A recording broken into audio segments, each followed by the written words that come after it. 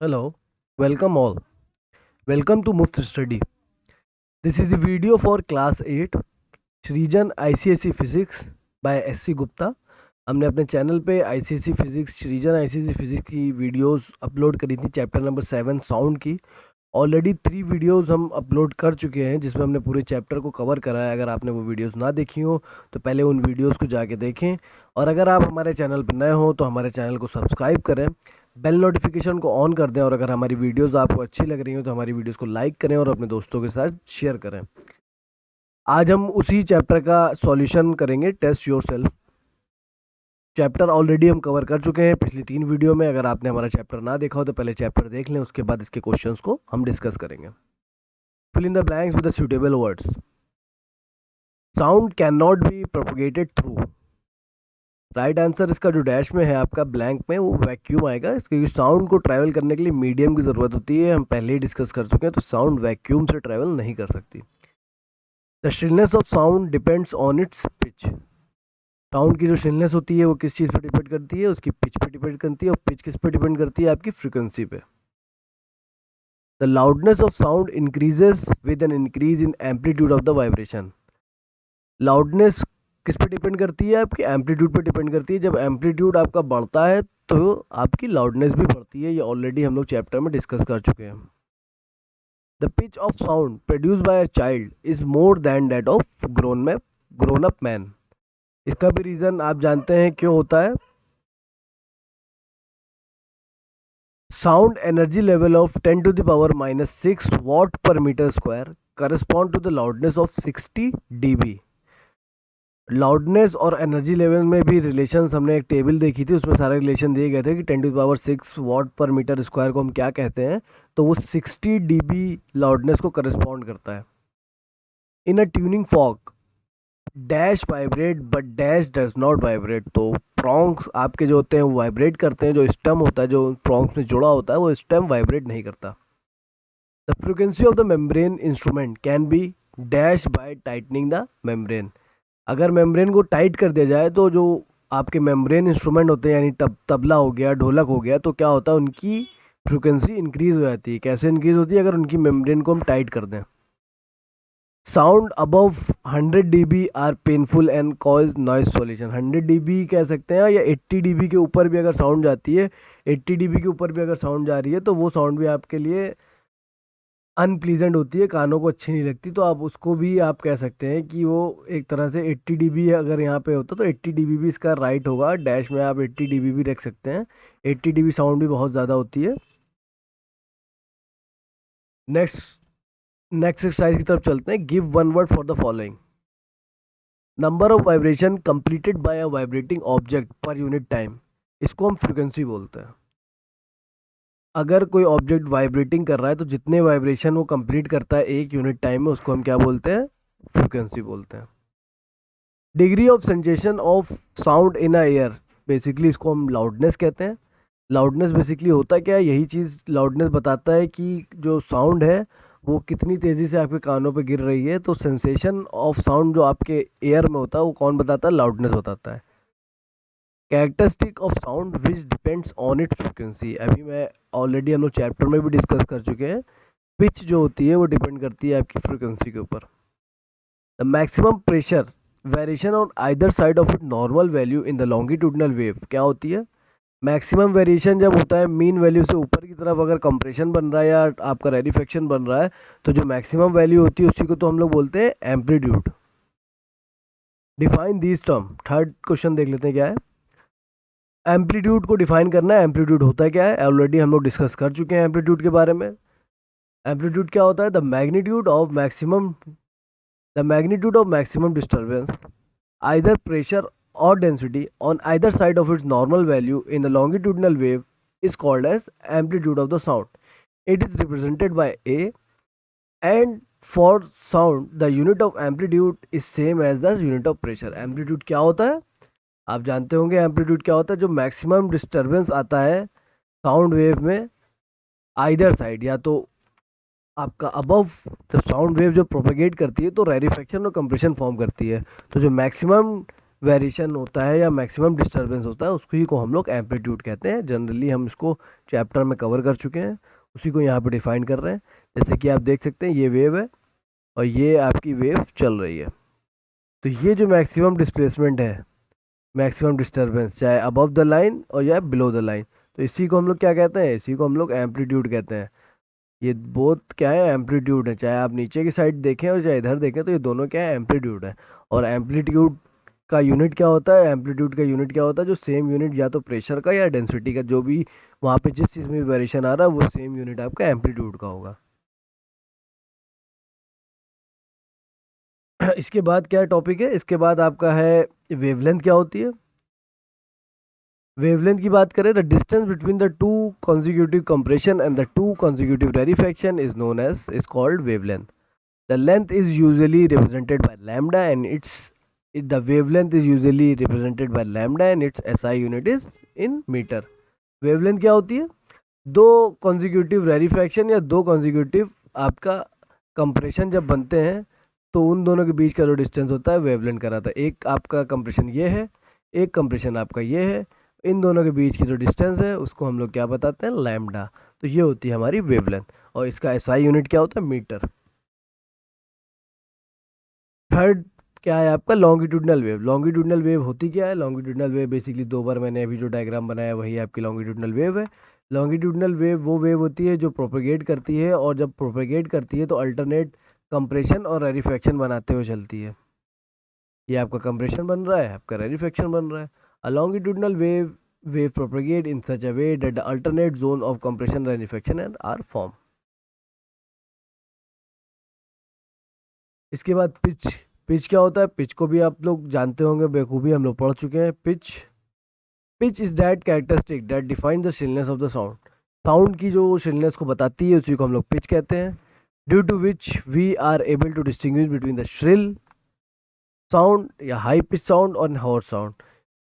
Pitch वो characteristic होती है जो बताती है कि साउंड कितना श्रिल है, और इसी कैरेक्टरिस्टिक की वजह से हम दो साउंड में डिफ्रेंशिएट कर सकते हैं कि वो श्रिल साउंड है या लो पिच साउंड है या हाई पिच साउंड है। मोनोटोन क्या होता है, monotone means a pure sound of single frequency.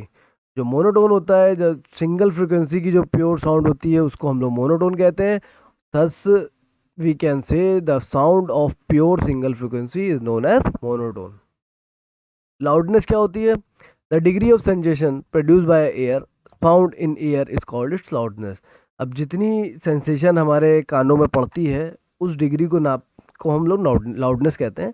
Basically it is the characteristic through we can differentiate between the loud and the soft sound. यही वो characteristics है जिसके द्वारा हम डिफ्रेंशिएट कर सकते हैं कि साउंड हमारी लाउड है या साउंड हमारी सॉफ्ट है। लाउडनेस किस चीज़ पे डिपेंड करती है, बेसिकली लाउडनेस आपकी डिपेंड करती है, मेनली डिपेंड करती है एम्पलीट्यूड पे, कितना ज़्यादा उसका साउंड वेव का एम्पलीट्यूड है, लाउडनेस इस बात पे डिपेंड करती है।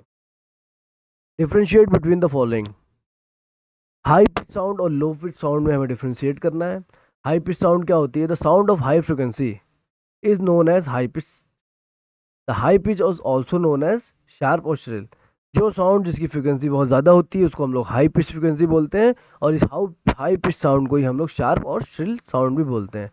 लो पिच क्या होती है, लो पिच वो होती है वो साउंड जिसकी फ्रिक्वेंसी लो हो, और जनरली लो पिच साउंड को हम लोग फ्लैट साउंड भी बोलते हैं, फ्लैट पिच साउंड भी बोलते हैं। Grow up man has a low pitch than a child. तो ग्रो अप मैन होते हैं उनकी लो पिच होती है चाइल्ड के मुकाबले।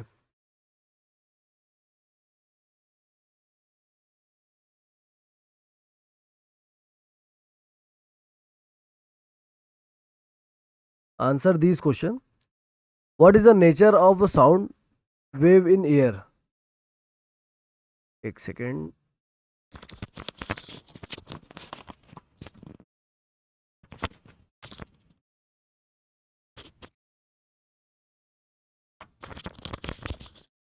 डिफ्रेंशिएट बिटवीन द फॉलोइंग, दूसरा आपका क्वेश्चन है, उसमें पिच और लाउडनेस के बीच में हमें डिफ्रेंशिएट करना है। It is the characteristic which define the shrillness of the sound through which we can distinguish between the shrill and hot sound. Pitch क्या होती है, पिच वो कैरेक्टरिस्टिक होती है जिससे हम डिफाइन करते हैं कि साउंड या तो श्रिल होगी या तो साउंड हॉर्स होगी, या लो पिच होगी या हाई पिच होगी। तो वो पिच ही वो कैरेक्टरिस्टिक होती है जो उसको डिफाइन करती है। लाउडनेस क्या होता है, it is a characteristic through which we can differentiate between the loud sound and the soft sound. Loudness वो कैरेक्टरिस्टिक होती है जिससे आप डिफ्रेंशिएट कर सकते हैं कि वेदर कोई साउंड अगर लाउड है या सॉफ्ट है। It is a degree of sensation. ये बेसिकली क्या होती है, degree of sensation of sound in air होती है। मतलब डिग्री ऑफ सेंसेशन का मतलब क्या है कि कानों पे आवाज़ कितनी तेज़ी से लग रही है, वो होती है आपकी लाउडनेस। तीसरा है आपका लाउड साउंड और सॉफ्ट साउंड में हमको डिफरेंशिएट करना है। The sound having more degree of sensation that is loudness is known as loud sound. जिस साउंड की लाउडनेस ज़्यादा होती है उसको हम लोग लाउड साउंड कहते हैं। साउंड मोर देन 80 dB आपकी जनरली लाउड साउंड में आती है। सॉफ्ट साउंड क्या होती है, the sound having less degree of sensation that is the loudness is known as.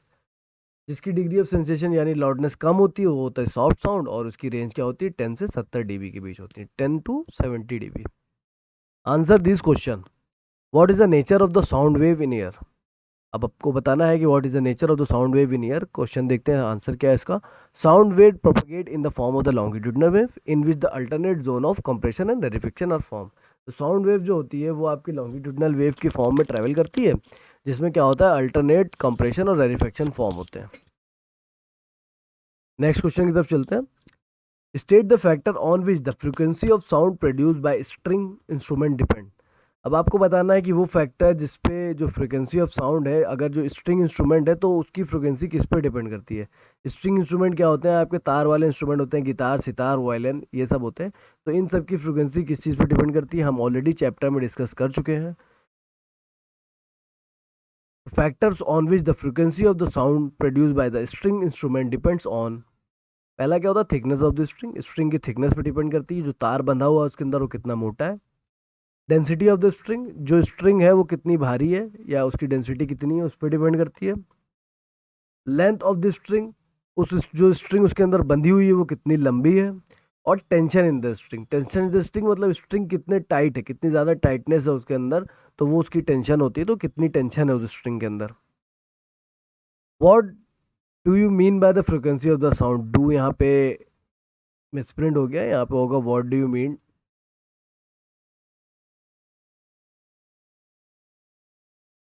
What do you mean, basically मैं बता देता हूँ what do you mean by the frequency of the sound and what is it's SI unit. Frequency बतानी क्या होती है, frequency किसे कहते हैं और उसकी एसआई यूनिट क्या होती है। The number of oscillation completed per unit time by a sound is known as its frequency. जितने ऑक्सीलेशन साउंड करती है एक यूनिट टाइम में वो उसकी फ्रिक्वेंसी कहलाती है। The change in density of the pressure from maximum value to the minimum value is called as oscillation. और जो मैक्सिमम वैल्यू से मिनिमम वैल्यू से और दोबारा मैक्सिमम वैल्यू पे जब आते हैं, ये मान लेते हैं ये आपकी मैक्सिमम वैल्यू है, यहाँ से चली वेव नीचे गई, उसके बाद फिर आपकी मैक्सिमम वैल्यू पे आई, तो ये आपका एक ऑक्सीलेशन होता है। तो एक मिनट में या पर यूनिट टाइम में कितने ऑक्सीलेशन वो करती है, वही चीज़ उसको फ्रिक्वेंसी बताती है। फ्रिक्वेंसी का एसआई यूनिट क्या होता है, what is it's SI unit. Frequency का एसआई यूनिट होता है हर्ट्ज। फ्रीक्वेंसी का एसआई यूनिट होता है आपका hertz. The SI unit of frequency hertz. What is pitch of sound on what factor does it depend. जो पिच होती है वो क्या होती है आपको बताना है और किन किन फैक्टर पे पिच डिपेंड करती है। The factor on which the pitch of the sound, actually question repeat हो गया है यहाँ पे, मिसप्रिंट हो गया है कुछ। पिच क्या होती है, जनरली हम जानते हैं पिच होती क्या है। Pitch basically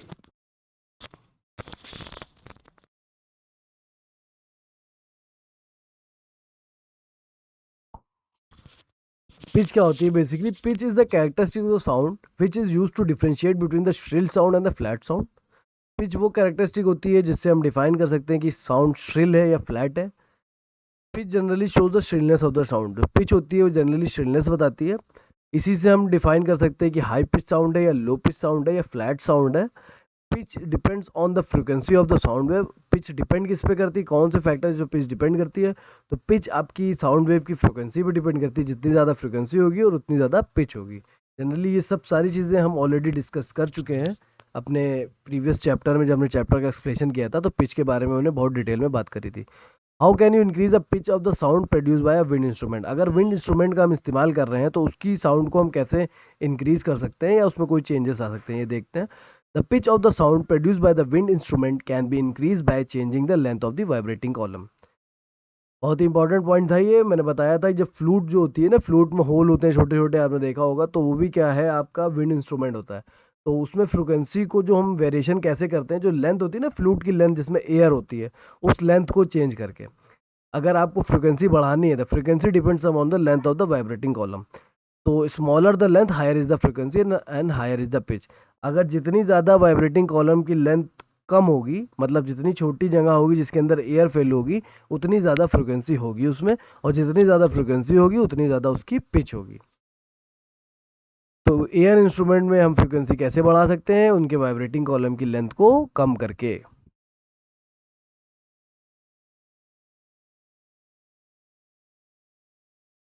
draw way form of the low pitch sound and the high pitch sound.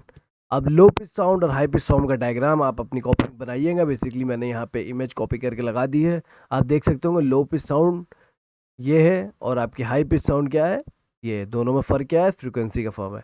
जिसकी फ्रीक्वेंसी कम होती है वो आपकी लो पिच साउंड होती है, जिसकी फ्रीक्वेंसी ज़्यादा है, आप देख सकते होंगे साइकिल कितने ज़्यादा फॉर्म हो रहे हैं यहाँ पे, जिसकी फ्रीक्वेंसी ज़्यादा है वो आपकी हाई पिच साउंड होती है। How is female voice differ from a male voice. Female voice male voice से कैसे डिफरेंट होती है। The pitch of the female voice is different from the male voice. Difference, दो साउंड में अगर आपको डिफरेंस करना होता है तो एक तो लाउडनेस आपकी कैरेक्टरिस्टिक है, दूसरी कैरेक्टरिस्टिक क्या है, पिच। तो पिच से ही पता चल जाता है फीमेल वॉइस और मेल वॉइस में डिफरेंस। तो दोनों के पिच में डिफरेंस होता है। The frequency of female voice is more, तो फीमेल वॉइस की फ्रीक्वेंसी ज़्यादा होती है, यानी उसकी पिच ज़्यादा होती है। तो मेल वॉइस की पिच कम होती है, इसलिए मेल वॉइस अलग होती है, और आपकी फीमेल वॉइस और मेल वॉइस में डिफरेंस यही होता है। फीमेल वॉइस की पिच ज़्यादा होगी, उसकी फ्रीक्वेंसी ज़्यादा होगी, और मेल वॉइस की पिच कम होती है, जिस वजह से उसकी फ्रीक्वेंसी भी कम होती है। नेक्स्ट क्वेश्चन में चलते हैं। State the factor on which the loudness of the sound depend. अब बात करते हैं लाउडनेस की, कौन सा फैक्टर है जिस पर लाउडनेस डिपेंड करता है। पहला फैक्टर तो एम्पलीट्यूड ही है। The factor on which the loudness of the sound depend. पहला क्या है, loudness depend upon the amplitude of the vibration. जितना ज़्यादा एम्पलीट्यूड होगा उतनी ज़्यादा लाउड होगी sound. Loudness depend upon the distance between the source and the listener. अगर साउंड और जो लिसनर है और साउंड की जो सोर्स है उसके बीच की डिस्टेंस जितनी ज़्यादा बढ़ती जाएगी उतनी लाउडनेस कम होती जाएगी, और जितने करीब आप चले जाएंगे साउंड सोर्स के उतनी ज़्यादा आपको लाउड आवाज़ सुनाई देगी। Loudness also depend on the surface area of the vibrating body. Surface area पे भी लाउडनेस डिपेंड करता है। सरफेस एरिया पे कैसे डिपेंड करता है, सरफेस एरिया पे जनरली जितना ज़्यादा सरफेस एरिया होगा उतनी ज़्यादा उसको लाउड होगी। तो बड़ा ड्रम होगा तो उसकी आवाज़ भारी होगी, आपकी ज़्यादा निकलेगी उसमें आवाज़, और जो छोटा ड्रम होता है उसमें कम निकलती है। और एक पॉइंट जनरली और होता है जो यहाँ पे मिस हो गया है, लाउडनेस जो सुनने वाला बंदा होता है, जो लिसनर होता है, उसके एयर की सेंसिटिविटी पे भी डिपेंड करती है। कोई साउंड आपको अच्छी लगती है तो वो आपके लिए लाउड नहीं है, लेकिन किसी को वो साउंड नहीं अच्छी लग रही है तो उसके लिए लाउड हो जाती है। तो जो ओल्ड एज पर्सन्स होते हैं उनको अगर थोड़ा भी ज़्यादा लाउडनेस होती है तो उनको अच्छा नहीं लगता, तो उनके लिए वो साउंड लाउड होगी और आपके लिए वो साउंड लाउड नहीं होगी। तो एक पॉइंट और है इसमें कि इस लिसनर की सेंसिटिविटी, एयर की जो सेंसिटिविटी है कितनी है, उस पर भी डिपेंड करती है loudness. Draw a diagram to show the wave form of the loud sound and the sound sound. Diagram बनाना है आपको, उसमें शो करना है कि लाउड साउंड की वेव फॉर्म कैसी दिखती है और साउंड साउंड जो होती है उसकी वेव फॉर्म कैसी दिखती है। तो डायग्राम बेसिकली मैंने इमेज कॉपी कर दी है यहाँ पे, आप अपनी कॉपी में एक अच्छा सा खूबसूरत सा डायग्राम बनाइएगा। स्मॉल एम्पलीट्यूड होगा तो सॉफ्ट साउंड होती है, लार्ज एम्पलीट्यूड होगा तो वो आपकी लाउड साउंड होगी। What is the monotone and how can it be produce. अभी हम बात कर सकते हैं sound of single frequency is known as monotone. The pure sound of one single frequency is known as monotone. A tuning fork is the only device which can produce a source of one single frequency. और ये monotone बनती किससे, एक ही device है, एक लौती ऐसी जो monotone fork produce कर सकती है, वो क्या है, tuning fork. State the unit of the loudness and how it is related to the energy level of the sound. अब लाउडनेस की यूनिट आपको बतानी है और एनर्जी लेवल से कैसे ये रिलेट करता है, ये जनरली हम लोग पढ़ चुके हैं। मैं बताता हूँ लाउडनेस की यूनिट क्या होती है, बेल या decibel. Loudness is measure in bel and decibel. 1 decibel is equal to 1/10 bel. और बेल नाम क्यों पड़ा था, या आप मुझे कमेंट करके बताएंगे कि इसका यूनिट का नाम बेल क्यों है। Loudness corresponding to the 10 to the power minus 12 watt per meter square energy level is taken as the energy level and is called zero। ये एनर्जी लेवल से किस तरह से रिलेट करती है, हमने क्या किया था कि 10 to the power minus 12 watt per metre square अगर एनर्जी लेवल होता है तो उस एनर्जी लेवल को हम लोग 0 dB मानते हैं। तो 0 dB का मतलब हुआ 10⁻⁻12 वाट पर मीटर स्क्वायर एनर्जी लेवल। तो ये एक रेफरेंस स्केल फॉर्म हो जाता है। तो 0 dB 10⁻⁻12, अब जैसे जैसे वैल्यू बढ़ेगी 10⁻10 होगी तो 10 dB, 10⁻10 हो जाए 20 dB। तो ये आपका चार्ट एक यहाँ पे अवेलेबल है जिस पे आप देख सकते हैं कि 0 dB का मतलब होता है 10⁻12, 10 dB का मतलब होता है 10⁻11। एक एक वैल्यू बढ़ रही, 10-10 गुना होती चली जा रही है ये वैल्यू। तो ये इस तरह एक दूसरे से रिलेटेड होते हैं। Name the characteristic of the sound affected due to the variation in its frequency and amplitude. Frequency में अगर इफेक्ट आएगा तो कौन सा कैरेक्टरिस्टिक में इफेक्ट आएगा, और एम्पलीट्यूड बढ़ता है तो क्या होता है। फ्रीक्वेंसी किसको अफेक्ट करती है, पिच को। तो frequency, pitch depend on the frequency, if the frequency increases the pitch also. और एम्पलीट्यूड किसको अफेक्ट करता है, लाउडनेस को। एम्पलीट्यूड अगर बढ़ेगा तो लाउडनेस भी बढ़ेगी। State whether the following statements are true और false. The SI unit of frequency is second, false. Frequency का एसआई यूनिट क्या होता है, हर्ट्ज होता है। The loudness of the sound increase on increasing the surface of the vibrating body. True है ये, जितना बड़ा सरफेस एरिया होगा वाइब्रेटिंग बॉडी का उतनी आपकी लाउडनेस बढ़ेगी। A longitudinal wave travels in the form of alternate compression and रेनिफेक्शन, ये भी ट्रू है। The pitch of the sound depends on it's amplitude, ये फॉल है। पिच किस पे डिपेंड करती है, आपकी फ्रीक्वेंसी पे। एम्पलीट्यूड पे आपका लाउडनेस डिपेंड करती है। The pitch of shrill sound is more than that of the flat sound, ये भी ट्रू है। Tuning fork has 2 prong and 1 stem, right, ये भी ट्रू है आपका। The SI unit of loudness is watt per metre square, false है। Loudness की SI unit क्या होती है, कमेंट करके बताइएगा। During normal conversation among the person the loudness varies from 40 dB to 60 dB, true है। Match the column.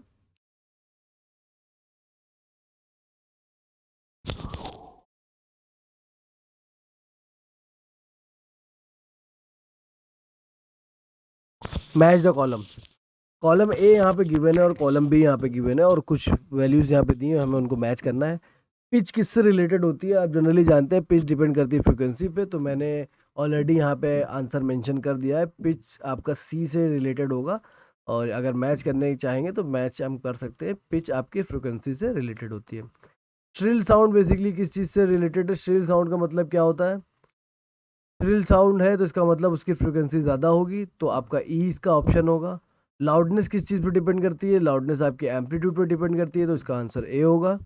10⁻⁻12 वाट पर metre square का मतलब क्या होता है, 0 dB, अभी हम लोगों ने चार्ट पढ़ा था। और सॉफ्ट साउंड का मतलब क्या है, आपकी एम्पलीट्यूड लेस है उसका। तो आप ये देख सकते हैं कॉलम मैंने ऑलरेडी मैच कर दिया, और यहाँ पे सामने मैंने आंसर भी लिख दिए थे। तो जिससे हौच पौच ना हो, तो हौच पौच ना हो तो इसलिए मैं ये लाइन्स हटा देता हूँ। नेक्स्ट क्वेश्चन की तरफ चलते हैं। नेक्स्ट क्वेश्चन है, give reason for the following. A large drum produce a larger sound than a small. Simple सा रीज़न है, क्योंकि इसका सरफेस एरिया ज़्यादा होगा। जितना बड़ा ड्रम होगा तो उसका सरफेस एरिया उतना ज़्यादा होगा, जिसकी वजह से वो ज़्यादा साउंड प्रोवाइड करेगा। Because the surface area of the larger drum is more than that of the small drum and the loudness depend on the surface area of the vibrating body. Loud sound is produce when one shout, अगर कोई चिल्ला के बात करता है तब loud sound produce होती है। क्यों, क्योंकि क्या होता है, एम्पलीट्यूड बढ़ जाता है। When someone shouts, its amplitude is more and the loudness depend on the amplitude, and the higher the amplitude and higher is the loudness. Cuckoo's voice is shriller as compared to the crow voice. क्यों, क्योंकि उसकी frequency ज़्यादा होती है। The frequency of the cuckoo voice is more than of the crow voice, therefore the pitch of cuckoo is more than of the crow voice. The loudness of sound decrease as one move away from the source of sound. अब loudness of sound कम होती रहती है जैसे जैसे आप sound के source से दूर जाएंगे। मैंने बताया था लाउडनेस आपकी डिस्टेंस पे डिपेंड करती है, जितना ज़्यादा डिस्टेंस होगा उतनी कम होगी लाउडनेस, और जितना कम डिस्टेंस होगा उतनी ज़्यादा होगी लाउडनेस। वी कैन गेस की स्पेलिंग यहाँ पे गलत है। We can guess the filling of the bucket और the bottle place under the water tap.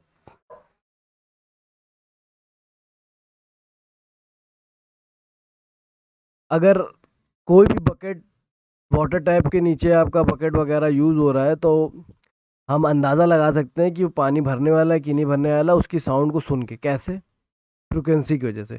It is due to the variation in the frequency as the air column, जो वो air column है जो air भरी हुई है bucket के अंदर, धीरे धीरे वो कम होने लगती है। जब वो धीरे धीरे कम होती है तो उसकी फ्रिक्वेंसी बढ़ती है।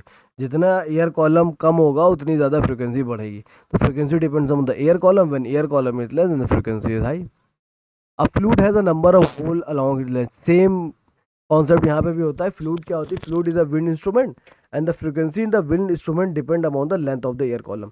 और जो फ्रीक्वेंसी होती है विंड इंस्ट्रूमेंट में, वो किस चीज़ पर डिपेंड करती है? लेंथ कॉलम पर। जितनी ज़्यादा लेंथ होगी उतनी कम फ्रीक्वेंसी होगी। तो इसमें अलग अलग छेद होते हैं उसमें।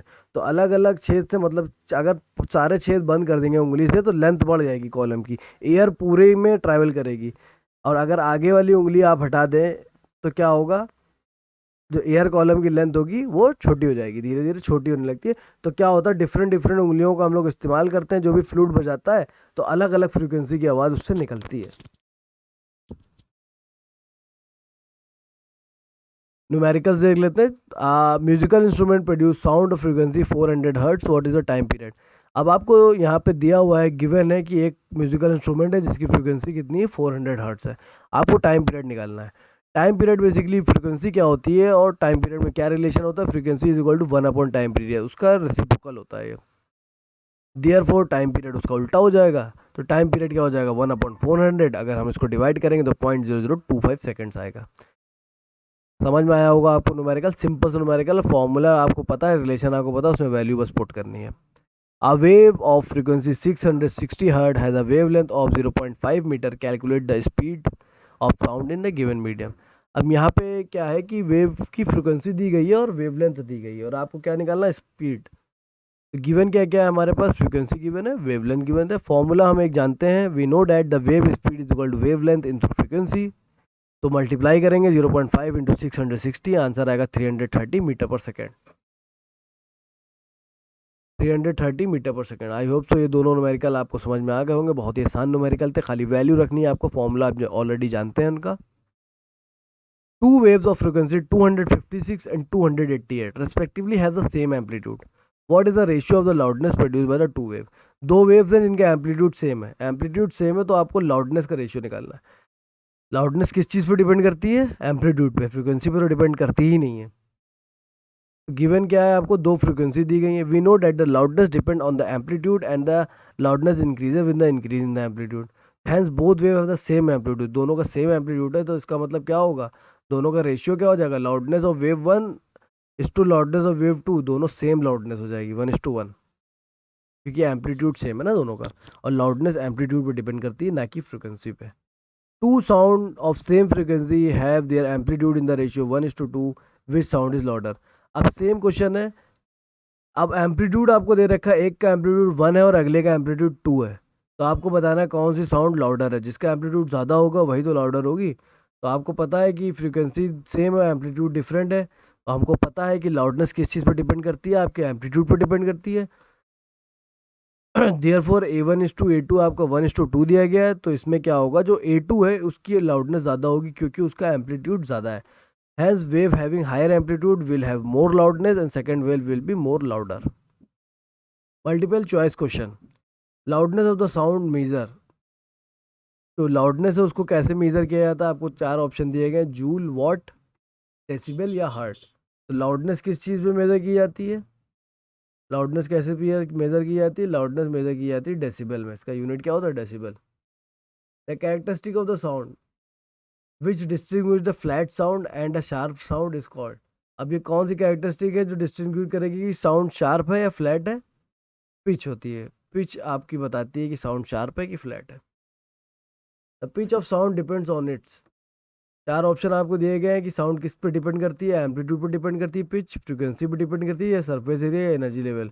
आप जानते हैं पिच आपकी किस पे डिपेंड करती है? फ्रीक्वेंसी पे। Sustained sound level above this causes sound pollution. अब कुछ लेवल दिए गए हैं, इसके ऊपर अगर साउंड जाएगी तो क्या होगा? वो नॉइज पॉल्यूशन कवर करेगी। 20, 40, 60, 80, 80 के ऊपर अगर जाएगी तो उसको हम लोग नॉइज पॉल्यूशन कहेंगे, वो लाउड नॉइज होगी बहुत ज़्यादा।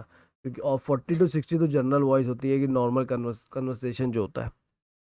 इन a piano the frequency of the sound can be increase by using thicker string, using thinner string, reducing tension, increasing the length of the string. अब आपको बताना है कि पियानो है अगर आपके पास, और पियानो में आपको फ्रीक्वेंसी बढ़ानी, तो कैसे बढ़ाएंगे? सिंपल है, आप जितनी थिन स्ट्रिंग का इस्तेमाल करेंगे उतनी ज़्यादा फ्रीक्वेंसी बढ़ेगी। Loudness of the sound depends on the frequency of the vibrating object, amplitude of the vibrating object, wavelength of the vibrating object, या none of this. लाउडनेस किस पे डिपेंड करती है आप बताएंगे? लाउडनेस किस चीज़ पे डिपेंड करती है? Loudness basically amplitude of the vibrating object पे डिपेंड करती है। ये हमारे टेस्ट योरसेल्फ के सारे सॉल्यूशंस अवेलेबल करा दिए मैंने आपको वीडियो के थ्रू। आई होप सो आपने इससे पहले की तीनों वीडियोस देखी होंगी जिसमें हमने इस चैप्टर का एक्सप्लेनेशन किया। अगर आपको हमारी वीडियोस अच्छी लग रही हो, अगर हमारी ये वीडियो भी आपके लिए हेल्पफुल हो, तो हमारे चैनल को सब्सक्राइब करें, अपने दोस्तों से शेयर करें और हमारी वीडियोस को लाइक करें। Thanks for watching.